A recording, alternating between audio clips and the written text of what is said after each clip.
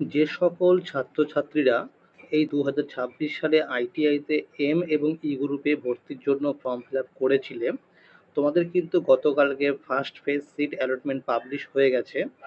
তো অনেকেই আছে যারা ফার্স্ট ফেজ সিট অ্যালটমেন্টে চান্স পেয়েছে, তো যেই কলেজে বা যেই ট্রেডে চান্স পেয়েছে তার সেটা পছন্দ নয়, সে অটো আপগ্রেডেশন করতে চায়। তো কিভাবে এই অটো আপগ্রেডেশন করতে হবে তা বুঝতে পারছে না।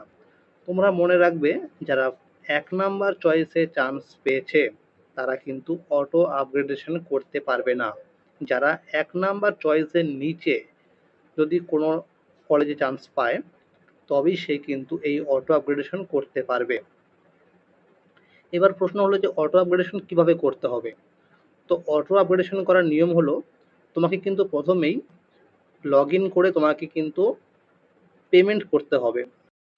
পেমেন্ট করা হয়ে গেলে তার রিসিপ্ট কপি এবং তার সাথে ডকুমেন্টস অর্থাৎ মাধ্যমিকের মার্কশিট, সার্টিফিকেট এবং অ্যাডমিট কার্ড, আর যদি তোমার থাকে কাস্ট সার্টিফিকেট অর্থাৎ এসসি এসটি ওবিসি বা পিএইচ সার্টিফিকেট থাকলে বা ভোকেশনাল সার্টিফিকেট থাকলে এবং আধার কার্ড কিন্তু অবশ্যই নিয়ে যাবে সঙ্গে করে।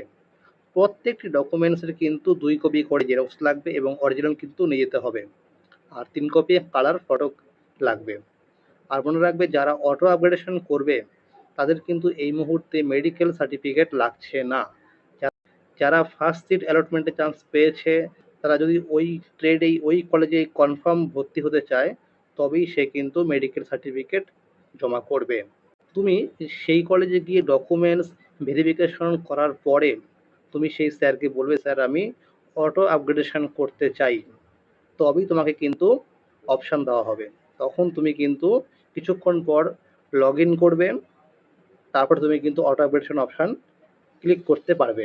মনে রাখবে, যারা অটো আপগ্রেডেশন করবে তাদের কিন্তু 6ই আগস্ট রেজাল্ট দেওয়া হবে সেকেন্ড ফেজ সিট অ্যালটমেন্ট, এবং যারা ফার্স্ট ফেজ সিট অ্যালটমেন্টে চান্স পাবে না তাদেরও কিন্তু রেজাল্ট দেওয়া হবে। আর মনে রাখবে, যারা এই অটো আপগ্রেডেশন করছো বা করবে তারা যদি সেকেন্ড ফেজ সিট অ্যালটমেন্টে চান্স নাও পাও, তোমার কিন্তু এই ফার্স্ট ফেজ সিট অ্যালটমেন্টে চান্স পাওয়া কিন্তু সিটটি কনফার্ম থাকবে অর্থাৎ বুক থাকবে। তুমি চাইলে আবারও কিন্তু থার্ড ফেজ সিট অ্যালটমেন্টের জন্য আবার অটো আপগ্রেডেশন করতে পারবে। তাহলে তোমাকে কিন্তু পেমেন্ট করতেই হচ্ছে। পেমেন্ট করার পরে তোমার কলেজে গিয়ে করতে হবে ডকুমেন্টস ভেরিফিকেশন, তারপর তুমি কিন্তু করতে পারবে অটো আপগ্রেডেশন। আর যে কনফার্ম যেই সিটটাতে চান্স পেয়েছো, যেই কলেজে যেই ট্রেডে, তুমি সেই কলেজে গিয়ে কিন্তু অ্যাডমিশন নিয়ে নেবে। সেক্ষেত্রে কিন্তু তোমাকে করতে হবে ডকুমেন্টস ভেরিফিকেশন। মনে রাখবে, 6ই আগস্ট দেওয়া হবে কিন্তু সেকেন্ড ফেজ সিট অ্যালটমেন্ট, এবং যারা চান্স পাবে সেই সেকেন্ড ফেজ সিট অ্যালটমেন্টে তারা কিন্তু 6 থেকে 8ই আগস্ট পর্যন্ত ভর্তি হতে পারবে। মনে রাখবে, এই রাউন্ডে কিন্তু অটো আপগ্রেডেশন অপশান থাকবে। এবং যারা সেকেন্ড ফেজ সিট অ্যালটমেন্টে চান্স পাবে না এবং যারা অটো আপগ্রেডেশন করবে তাদের কিন্তু 12ই আগস্ট থার্ড ফেজ সিট অ্যালটমেন্টের রেজাল্ট পাবলিশ হবে। যারা থার্ড ফেজ সিট অ্যালটমেন্টে চান্স পাবে তারা কিন্তু 12 থেকে 14ই আগস্ট পর্যন্ত অ্যাডমিশন নিতে পারবে। তোমাদের কিন্তু আগামীকাল ক্লাস শুরু হয়ে যাচ্ছে, অর্থাৎ 3 আগস্ট। এবার মনে রাখবে, তোমাদের ক্লাস শুরু হওয়ার 10 দিনের মধ্যে যে সকল ছাত্রছাত্রীরা অ্যাবসেন্ট থাকবে সেই সিটগুলো কিন্তু ডিসচার্জ করে দেওয়া হবে। সেই সিটগুলোকে নিয়ে কিন্তু স্পট কাউন্সেলিং করা হবে। মনে রাখবে যে থার্ড রাউন্ডে কিন্তু অটো আপগ্রেডেশন অপশন থাকছে না, এটাই কিন্তু লাস্ট কাউন্সেলিং। এরপরে যদি সিট থাকে বেশি সংখ্যক, যদি কাউন্সিল মনে করে আবারও কাউন্সেলিং করাবে, সেক্ষেত্রে কিন্তু আবার চয়েস ফিলিং করতে হতে পারে। এটা কিন্তু বিগত বছরে হয়েছিল। আর যদি মনে করে কাউন্সিল যে না আর চয়েস ফিলিং করাবে না, ডাইরেক্ট স্পট কাউন্সিলিং করাবে, তার জন্য কি নোটিশ দেওয়া হবে।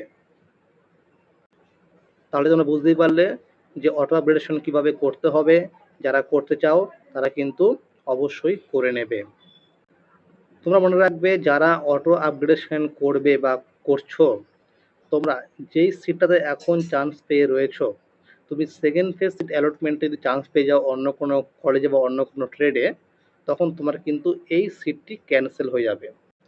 যাদের র্যাঙ্ক বেশি রয়েছে, যারা এখনো চান্স পেলে না, একটু অপেক্ষা করে যাও, এখনো কিন্তু অনেক কাউন্সেলিং বাকি আছে। তোমরা অফিসিয়াল ওয়েবসাইট ফলো রাখো, আর তোমাদের জন্য যে টেলিগ্রাম গ্রুপ খোলা হয়েছে সেই গ্রুপে যুক্ত হয়ে যাও, সেখানে কিন্তু প্রতিনিয়ত আপডেট দেওয়া হচ্ছে। তোমরা মনে রাখবে এখনো কিন্তু অনেকগুলো কাউন্সেলিং বাকি আছে। আজকের এই ছিল আপডেট। আইটিআই বিষয়ে সমস্ত আপডেট সবার আগে পেতে হলে চ্যানেলটিকে অবশ্যই মনে করে সাবস্ক্রাইব করে রাখো এবং সকলের কাছে শেয়ার করে দিও। আর যদি ভিডিওটি ভালো লেগে থাকে অবশ্যই একটি লাইক করে দেবে। ধন্যবাদ।